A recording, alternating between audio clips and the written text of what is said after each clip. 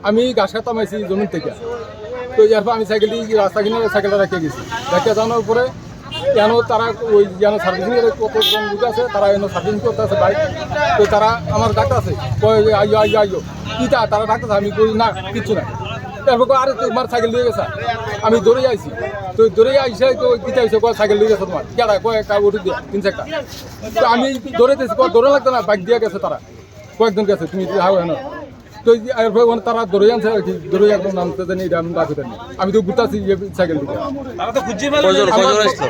কিনু পাইতেছি না, কই গেছে তারা 2 জন, আর গেছে তারা 5-6 জন। ইনফরমেশন পাওয়া গেছিল বাইপাসের মধ্যে তো আমরা এসে বাইপাসের মধ্যে একটা বাইসাইকেল সাইডে রাখা আছে, সাইকেলে উঠে এসে তারা চুরি করার চেষ্টা করছে। কজন চোর আছিল এখানে? 2 জনের সাসপেক্টেড ধরা হয়েছে। কোনো নেশাদ্রব্য পাওয়া গেছে তার লগে? না